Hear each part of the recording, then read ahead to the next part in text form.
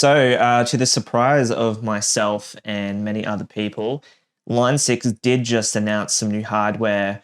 After all, kind of like the coyness from Eric Klein, where he was basically saying, oh boy, I think we're going to set people up for disappointment. It just turns out he was just trying to downplay the announcement so it didn't ruin the surprise. And mission accomplished, because I made a video basically saying Eric Klein just killed your Line 6 Helix 2 dreams, and then kind of quoted that comment that he made.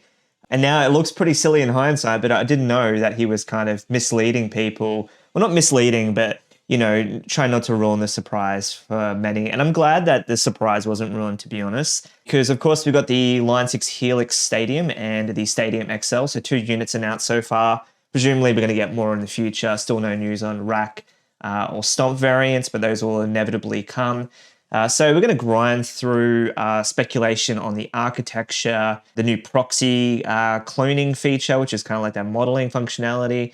I'm going to make some guesses around what some of the hardware inside is going to be doing, just kind of based on some snippets, going through some screenshots, of course, to see if kind of we can go into things in a little bit more detail. Maybe there's going to be a lot of speculation here because Line 6 didn't really reveal a whole lot about how the Helix Stadium works or what's inside, but we can kind of infer from some of the stuff they showed, which was a mixture of mock-ups and then, of course, real stuff, just because some features weren't ready.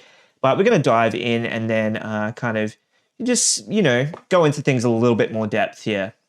So the first feature, I think one of the biggest feature announcements for the Stadium is the Proxy Cloning Engine that they talk about, which is not going to be available at launch. It's going to be available early 2026. So obviously that's a feature they're still kind of working on, but they didn't really reveal too much about how the actual feature works, I guess. They kind of just alluded to that it's going to use cloud processing. And Eric Klein actually said something interesting during the announcement. He said, we understand open source solutions are doing amazing things in this space, alluding to, of course, Neural Ant Modeler. And then he went on to say, and the jury's still out on whether Helix Stadium goes there or not. So it's not a definitive no that they're not going to implement NAM, but it's interesting they're not implementing it on launch. I'm guessing it's kind of prioritizing development on sort of Line 6 proprietary solutions, and they seem to have a solution to the profiling capturing feature that kind of people have been wanting on these things. They talked about how it's going to send training data directly to the cloud. So obviously using server resources, it means that you can have more training time, basically, because you can throw more resources at it to build more detailed models, whereas a lot of traditional profiling capturing, Quad Cortex does it on device, but then you've got other profiling, Neural Ant Modeler, where traditionally people would do that on a desktop computer because they do require, I guess, beefy resources to train these models.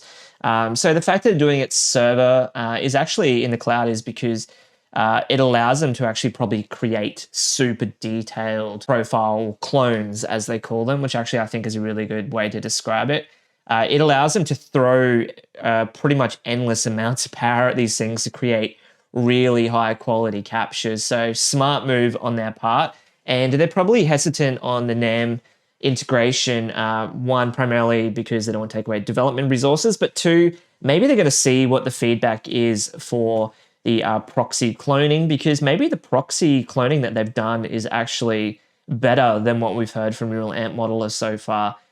Who knows the approach they're going to take? I know there was hesitance around taking a similar approach to what Kemper took, where they kind of didn't use neural amp, machine learning based modeling, and they did a more traditional sweeping style approach to modeling. But we'll see what they do. My understanding is it is a neural net modeling approach because they've got a neural chip inside of their device. They called it like a neural accelerator chip or whatever it was called in the specs. But basically, it seems to allude that they are going to be neural-based clones, and then the device is going to use that dedicated chip to obviously feed that information to the other chips on the device on there. And interestingly, with the proxy capture feature, when Eric was talking, he said it was amp, effect, and cab functionality, but he said also going beyond things that may not be audio related, which I thought it was an interesting statement. But the feature with the proxy stuff that I actually immediately thought of when he was talking was being basically able to clone the Helix itself. So just picture this, right? So you're creating a shoegaze preset and you have 10 reverbs or whatever in there, and even a powerful modeler like the Quad Cortex, it's going to reach a limit where you're using reverbs and delays where you are going to max it out no matter how powerful it is. So imagine being able to have like 8 reverbs and then hit capture and take those 8 reverbs. It does its calibrated sweeping, it takes the training data or whatever, the control states, sends it to the cloud, and then it's going to build a neural surrogate for each of those sub-bloxes, stitch them together into one proxy file, add the metadata like gain structure, impedance curves, controller ranges, all that kind of stuff. And then Stadium pulls in the finished proxy in the background. Obviously, as I was saying, you can still use it while it's doing this stuff. And then being able to have one block that is accumulation of multiple blocks. To me, that would be absolutely massive. To my knowledge, no other modeler is doing this. Some people have requested the ability to do this on the Quad Cortex, myself included. I've always thought it would be a good idea to be able to capture the unit itself and be able to condense blocks into one, especially reverbs and delays, because you traditionally put those after the amp and cab, right? So if you could get rid of 5 blocks in place of one, and it's an accurate capture, and the DSP is reduced by 60, 70, 80%, that is a game-changing feature, and I don't know if Proxy is going to do that. But that was my first thought when they were talking about this feature, is maybe Line 6 are actually going to give us the ability to clone the device and models itself. So it would be one condensed block to free up tons of DSP. The latency would be kept flat. And maybe it's going to have like the true subcomponent feel, because deep down inside, maybe if you're cloning these blocks on the Helix, it's going to have a way to basically keep them inside and kind of feed those parameters, basically circuit partitions to act as training anchors, and then using those new chips and whatnot in the actual Stadium to play them. So I'm just speculating there, but that's kind of where my mind goes. And then, I don't know, non-audio captures as well, thinking about that. Maybe he's talking about you could capture MIDI. Could you create a proxy clone of MIDI lighting scenes, pedal board switching logic, or stage automation with all these new powerful automation features that the Stadium can do? Maybe they're alluding to the fact that you could actually capture all of this automation logic and put it into one block. And if you're in a praise and worship setting where automation and multi-tracks and stuff do feature heavily in those kind of setups, just imagine being able to capture all of that automation and putting it into a proxy block. That would be an absolute game-changing feature that no one else has done. So that's a really exciting feature in my opinion, and I would love to know more about it. Probably going to hear more about it over the coming weeks, because this device launches soon at the end of June. Well, 2 weeks actually, it launches, a little over 2 weeks. So presumably we're going to get more details as that kind of goes around. So I want to actually speculate on the hardware now, and I know it's silly speculating because we're going to get more details about this stuff too. But I had a good think about this, and then I started Googling around. So a pedal shipping late 2025. So it's kind of being officially released June, which means probably when pre-orders and stuff go live. But it's not actually coming out until later on. And I think depending on the variant, it's coming out a little bit later than the other. But I had to think about it, and I was like, a pedal shipping late 2025 likely had its silicon frozen 2023, I would say. I estimated around mid-2023. I know the original Helix took a little bit longer from development to release, so 2015, but they're using a chip that was released in 2009, which, and I know with the Helix, they kind of started from scratch. There was a lot more thinking. With the Helix Stadium, it looks like they've kind of taken some of the pre-existing work from the Helix floor and the other Helix devices, and then kind of use that to roll into the Stadium, and then of course add in other features and stuff. So the development timeline for this is not unrealistic to assume that this device has probably only been in development for maybe 3 years, possibly 2 years as well, because I guess the timeline sped up the fact they didn't have to think about button placement and do all the prototyping that they did in the original Helix. So yeah, I was thinking about the hardware, and of course it rules out bleeding edge 2025 parts, but it lines up perfectly with the Analog Devices SC59X family, which was unveiled in 2023. So I actually kind of assumed that maybe this Helix Stadium is going to have the Analog Devices ADSP SC598 chip.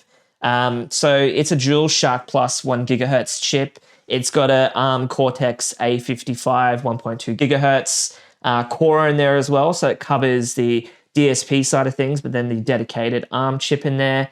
It's 64-bit float, which lines up, of course, with it being 64-bit on the Stadium, DDR4 memory, and PCI Express support as well. So why I think that could be an option or a chip in the similar realm, definitely in the Shark Plus family, is it's going to offer backwards compatibility with the Helix opcode, of course, because Helix presets and HX presets are backwards compatible with the Stadium. The ARM side of things for the operating system, touchscreen in there, they're going to have drivers and whatnot. So it's not just going to be purely firmware based, I believe, but still kind of retain the core Helix sort of low-level DSP approach they took with the original device.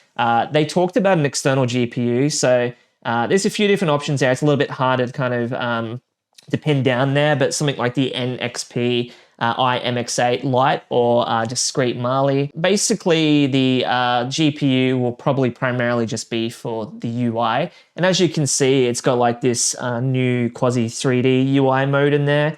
Of course, and the existing sort of signal chain view as well, if you like the old school Helix. So they're going to need a GPU, obviously, primarily to push that new UI and then run that on a separate chip. The screen obviously has more of those 3D elements, like the 3D mic placement and whatnot. So that's what the GPU would be for. It doesn't really matter what chip it is, just that we actually have that ability and obviously to run it at a high frame rate as well. And then they spoke about a dedicated FPGA. So they're probably just using like a mid-range FPGA like the Intel Max 10 or the Xilinx RTX, which would offer the real-time convolution, oversample filters, the fast switching matrix as well in there. And then they spoke about the neural accelerator or whatever it was. So they're probably going to put a tiny MPU in there, like an ARM Ethos U or a Cynthian or something like that. And that will handle probably the proxy inference. So the Shark chips can just stay on the audio math side of things. So you're going to have a dedicated inference chip in there, basically, that will be probably most likely, I would say, dedicated to the proxy modeling inference, and maybe in future probably dedicated to neural ant modeler support and all that kind of stuff. So with all that stuff happening in there, there's going to be plenty left in the memory budget, the DDR4 memory, to buffer thousands of impulse responses. There's, of course, the stem playback feature functionality in there as well, which requires the beefier support in there. The MPU might be used for actually doing the stem extraction as well. We saw in that new feature where they've basically implemented multi-track support. So they've definitely beefed this thing out from a hardware perspective, where basically it's going to be future-proof probably for more than 10 years, because they've got some really talented engineers there that managed to get some extra juice out of the Helix. And the Helix, from a hardware perspective, is quite old, like 15-year hardware inside that. So, you know, I have very high confidence that we're going to see this device is just going to live probably forever by the looks of it, because it looks really powerful. Now we're going to talk about the signal headroom and routing. So they announced 126 decibel instrument signal to noise ratio, 128 decibels on the mic preamps, 4 main paths. Each path supports nested splits. Each split can branch again as well, which I think is a huge feature in there. Being able to have multiple splits is just game changer, because I own the quad Cortex, and despite it being really powerful, it can't do super multiple splits and branches like the Helix Stadium looks like it's going to do. And then, of course, there's this Matrix Q mixer they've added in there, which to me is a game changer for someone like me. And also if you're a praise and worship player as well, in that environment where you have multiple things running out. You might have on-stage monitors, you have in-ears, you have a mix running to front of house, you might have other mixes running elsewhere as well.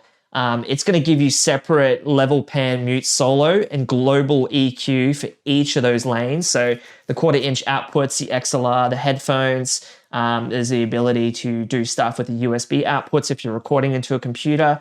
There's the ability to link the bus pairs as well, or keep them discrete and separate. And you can actually adjust the levels and do all the soloing and muting. And then, of course, on top of that, the ability with all the automation features to actually automate the mixer on there. And the mixer just looks so powerful. It's something that I think that the Quad Cortex needs. I don't know if Neural DSP could even add that, but that just highlights that's a sore missing point on the Quad Cortex. So the signal headroom and the routing features, I mean, the Helix floor was already really good for routing, but this just really takes it up a notch. And you can see on the back of the device as well, there are so many inputs and outputs on there. It's absolutely crazy. So we'll talk about now the differences between the Stadium and the Stadium XL, as well as the EX2 separate expression pedal accessory they've announced. So the core Stadium, the base level Stadium, doesn't have scribble strips, but the Stadium XL does, and it has OLED scribble strips, which to me is an absolute game changer, because the scribble strips on the original floor, they're not just good for labels, but they're good for light. So if you're playing at a really dark light source, those scribble strips just keep everything nice and illuminated, and it's a hugely underrated feature in my opinion. So then we've got the core base Stadium, doesn't have an expression pedal, but the Stadium XL does. But they do sell the expression pedal separately. You can put on there as well, so you can add it. This core Stadium doesn't have extra instrument input, so it only has one, but the XL allows you to connect two instruments, so similar to how the Quad Cortex allows you to plug in a bassist and a guitarist and then kind of split them between the lanes. The Helix Stadium XL is going to allow you to do that. Core Stadium doesn't have extra FX loops, but the Stadium XL does, so you can add obviously more things and do more advanced signal routing and whatnot. So the base model missing scribble strips to me is a huge misstep. I think they should have added scribble strips to the base model, but I understand because those little OLED strips are probably very expensive from a part perspective. OLED screens aren't cheap. It's why Nintendo shipped an LCD screen in the Switch 2 and not an OLED. I think OLED screens, like in terms of brightness and whatnot, they're just a game changer. So the scribble strips are going to be better. I can already tell by the screens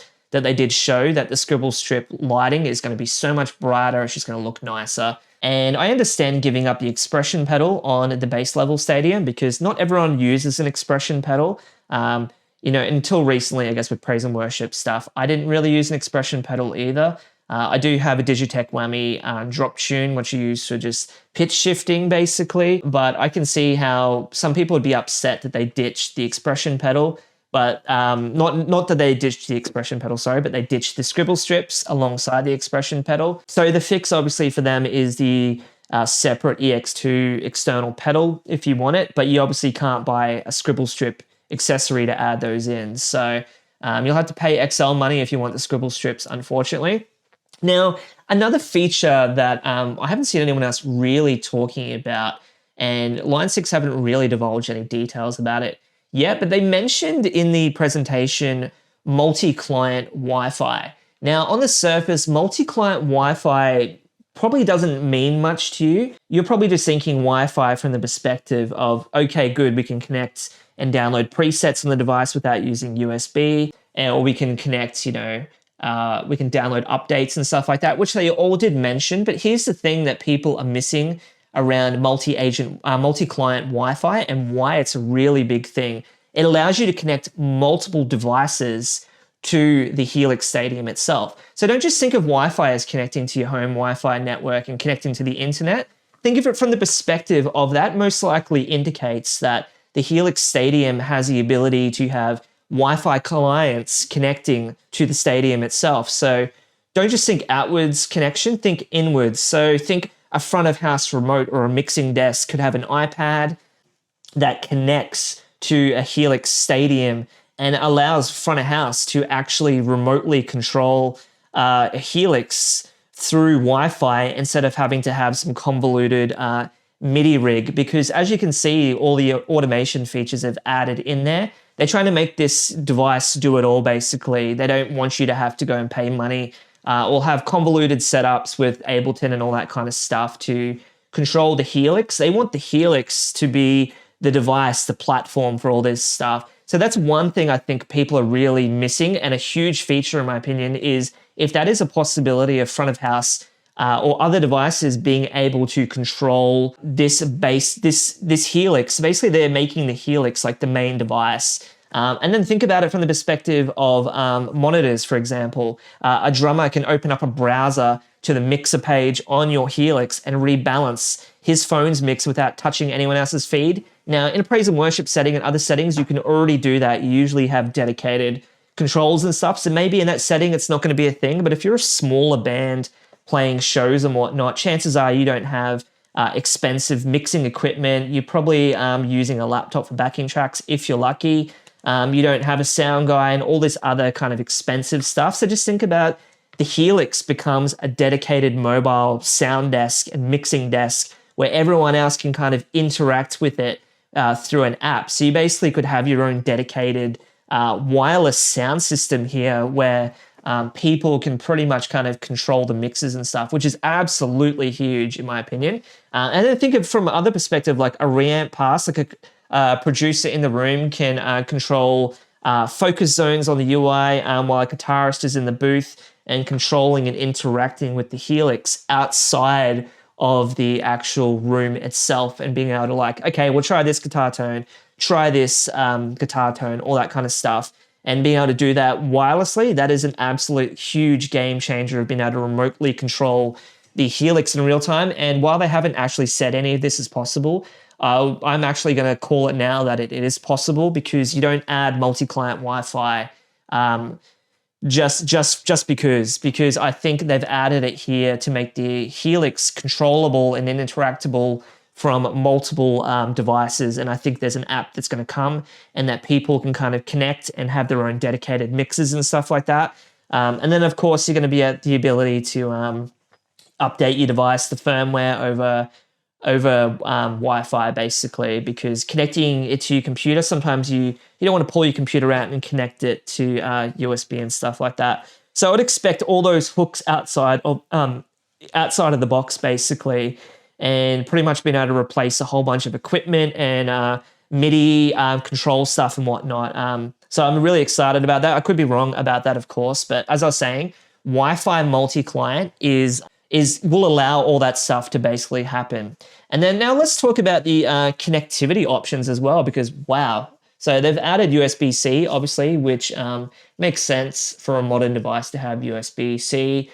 Just better options as well, better audio quality, just faster transmission speeds and whatnot as well. Then you've got USB-A, which is the old school sort of rectangular USB. So being able to plug flash drives in, old school peripherals, maybe even being able to plug in like a keyboard or a mouse or something. That'd be pretty awesome. Don't know if you could do that, but USB MIDI foot switches, all that kind of like old school equipment you may have laying around that's kind of USB controllable. Might just slot into the USB-A. And then, of course, they've added a micro SD slot with a bundled 32 gigabyte card. I assume that's for holding audio tracks and stems, backups, maybe firmware update is possible by the SD card as well. Maybe you can put presets on there. Maybe you can use that as well for like adding in your own the clones and stuff like that as well. I just imagine that being just the ability to expand the storage, and you could probably add a bigger one than 32 if you want. They spoke about a new Nexus port on the back, which to me just looks like an Ethernet port. And basically this thing seems completely integrated into the Helix itself. It's got full integration into the current capabilities of the Helix. So they're actually launching it with a D10 sort of adapter, which is going to add in the Variax VDI, the L6 link adapter, and possibly future add-ons and peripherals that they're going to add, because the Helix Stadium as well has removed the Variax VDI and L6 link ports, but and understandably, some people are still using those. And kudos to Line 6, because they didn't just straight up say, too bad, you're not having those anymore. You know, they didn't pull an Apple and remove the headphone port on there. They basically gave people an option that needed it to still have that functionality. Sure, it's a dedicated device you have to buy, but it's also something that not everyone is going to need or used as well. So it's nice they added it there, but obviously most people weren't using that anyway. Obviously, they've got Bluetooth in there as well. I assume that's for song playback, maybe for remote controlling by software as well. And as I said, Wi-Fi is probably going to play in that. It's probably just going to be primarily used maybe for Bluetooth audio possibly on there, maybe wireless headphones as well through the Bluetooth. I assume it's kind of a modern Bluetooth spec, so you could have multiple Bluetooth clients in there as well. You could have some headphones and all that kind of stuff. The possibilities are endless when it comes to that. So the connectivity options are just massive, and I'm excited to see what they do with the Nexus port on there as well, because it seems to me they're going to add in more stuff over the years to make that kind of more useful. And it would actually be really cool if they open that up to third parties to create their own peripherals that go into the Helix as well. I think that would be absolutely massive if it was an open thing where manufacturers could actually integrate into that as well. Now let's talk about the UX as well, because the UX, it still has that quintessential Helix signal chain flow in there as well. But they've really upped the ante on some of the UX improvements. Of course, thanks to the dedicated GPU they've added in there. They've got a new focus view, which kind of shows you these 3D representations of the models and whatnot. They showcase this ability where you can kind of drag around to 5 dedicated zones on amps and effects. And it had some things in there. And then kind of as you drag, it goes in between and it updates the parameters in real time, basically, to show you. So they're going to ship these factory amps and effects and stuff with some of these zones. So you can have like a clean, a dirty, and similarly for delay, maybe they might have different sort of, I guess it's effectively like a preset mode in there, except that you can kind of drag between them and it will also kind of calculate the difference. I think that's a really handy feature. They also said they're going to add the ability for you to customize those as well. And it'd be cool if you could share sort of those effect presets on there as well. They showed a 3D mic room as well in there. So basically a 3D representation of a mic. And if you've used Amplitude before, you'll be familiar with that kind of 3D mic placement. I think that's a really cool feature, because sometimes mic placements, they're in weird spots, the sweet spots in a weird spot on the cab. And for people trying to replicate real equipment from the real world, I think that's a huge game-changing feature as well, because you could replicate mic placements.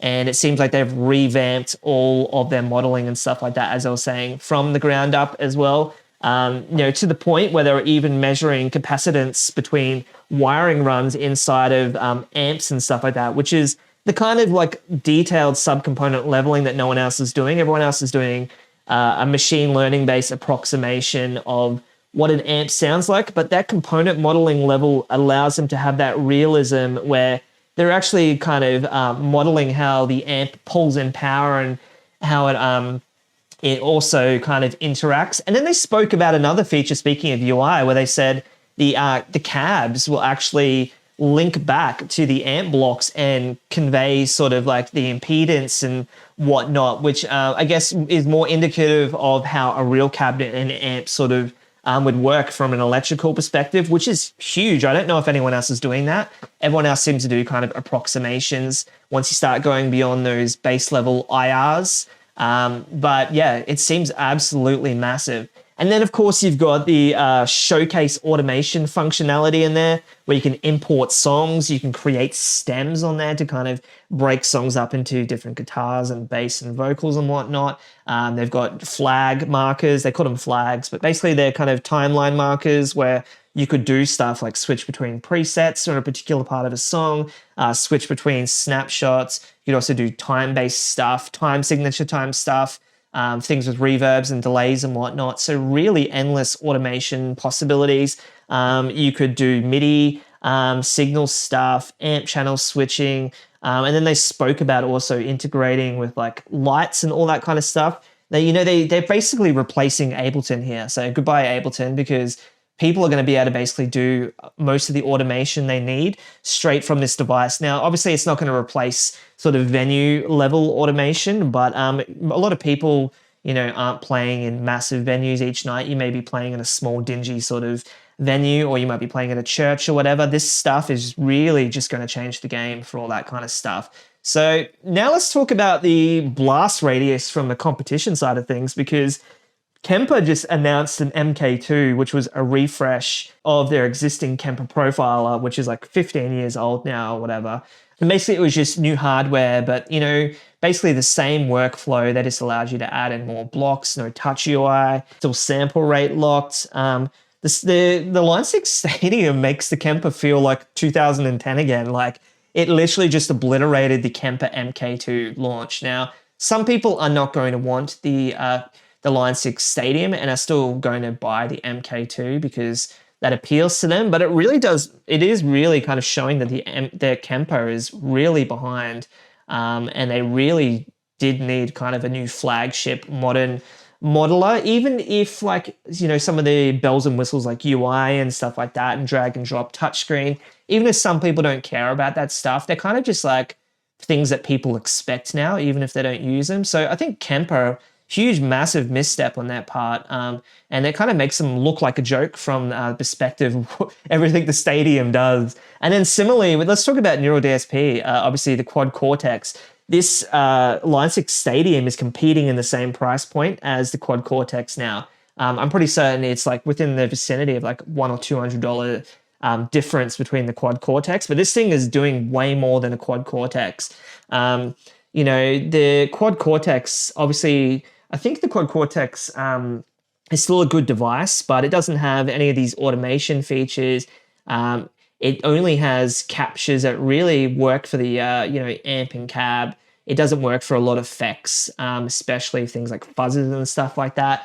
The promised plugin compatibility still hasn't kind of fully rolled out, and I feel like Neural DSP are kind of behind the times here in a way. They've fallen behind because when they released the quad Cortex, they had such a lead on all these other flagship modelers. Like, what they released just kind of blew everything else out of the water. But the quad Cortex was released in 2021, which wasn't that long ago.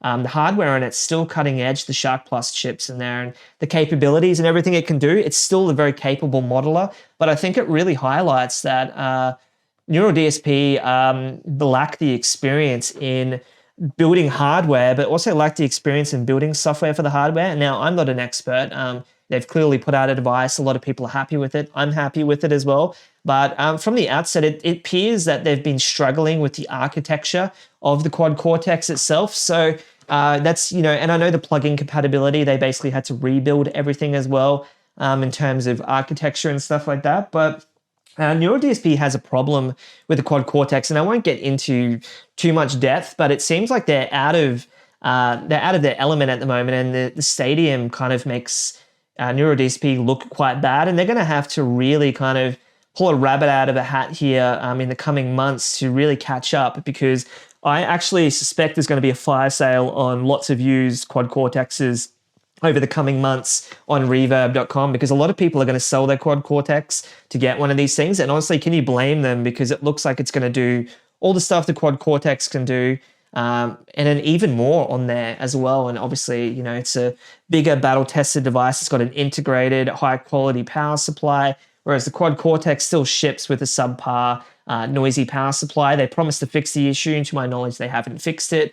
So yeah, Neural DSP has some work to do, I think, because it's really kind of made them look behind when they had a lead. And, it's not like they've had months, they've had years to sort the quad Cortex out, and they've just struggled to do it. Similarly, Fractal as well. I think Fractal, from a modeling and quality perspective, they're still kind of, they're still at the top here, and we haven't heard what the Stadium sounds like. The Fractal, from a quality and tweaking perspective, the depth you can go to, I think is still going to kind of like be a winner, and like the axe effects and stuff like that. But this device is going to be competing now on like the FM9 floor level, and the FM9 floor is lacking a lot of stuff. And I think the Stadium as well is going to give the FM9 a run for its money, because a lot of people don't care about that level of tweakability. They just want something that sounds good. And I think if Line 6, by the looks of it, if they pull it off like they did with the Helix floor and HX Stomp and whatnot, they're really just going to they're going to kind of come out of the gate swinging with high quality amps and cabs and stuff like that are probably going to rival, it sound as good as the FM9, if not rival what they have, if all the promises and things that they're saying feature-wise, if it actually delivers in there. So there's obviously some loose ends here with the Helix Stadium, and we don't have the details, and they've kind of released some stuff, but over the coming weeks and maybe after the June 25 launch, we'll kind of get the more full specs of what's in this thing. But I guess the question is, is there going to be a rack variant? Some people use the Helix rack. We haven't heard anything about that. Are there going to be HX Stomp variants of this new stuff? Are they going to support like proxy cloning and whatnot? Is it going to be a third-party proxy marketplace? Are we going to allow kind of third-party mics and stuff like that as well on there, which was something that kind of popped into my mind. With the cloning stuff, we're going to have the ability to clone the way a certain microphone works, so we could add in new microphones. Is it going to be opened up to third parties as well from the perspective of being able to build their own sort of amps and models and effects on the Helix, the software they're using for the subcomponent level? Will there be a public SDK for the Nexus ports so third parties can produce their own peripherals? There's lots of questions in here we don't have answers to, but I do think over the coming weeks, Line 6 are going to answer them. And I'm just really stoked. I'm going to get one of these devices. And I highly suspect that it's actually going to replace my Quad Cortex as things currently stand, because it does everything by the looks of it the Quad Cortex would do, if not more. The automation features and all that kind of stuff appeal to me. It just seems like Line 6 just knows their customer. They're meticulous. They didn't rush into producing a follow-up unit to the Helix. They juiced the original as far as they could. They didn't give in to all the pressure when the Quad Cortex came out of people saying the Helix was outdated, and they've just come out at the right time, released the right device, and I'm really excited for it, excited to hear kind of the specs of it and what it can do. Curious, your thoughts as well. Did it kind of meet your expectations for how you thought a Helix 2 would kind of look and function? Does it have all the functionality you expected? Are you even planning on upgrading? For some people, this might not even be a device that makes them want to upgrade, because like I said, you don't have, the Helix is still a great device, and I think they're still planning on doing some updates and stuff to it. The original Helix is probably not going to get the proxy clones and all that kind of stuff, because there probably are neural net based captures. But yeah, I think Line 6 has done an amazing job supporting the original Helix. It's still a great device. A lot of people will just stick with it. But for people who do want more DSP and a touch screen and just a nicer interface and all the automation features, the Stadium looks like a no-brainer. And for me, it's probably the Stadium XL. So yeah, I think my pedal board next year is going to have fewer pedals and cables and laptops and MIDI automation and all that kind of stuff, because Line 6 just ticked all the boxes that most people would expect from a feature perspective these days. And not only that, but I think they kind of added features that people weren't expecting, like the automation. So, made it this really long video. I thank you very much for watching, and hopefully I'll see you around the next one.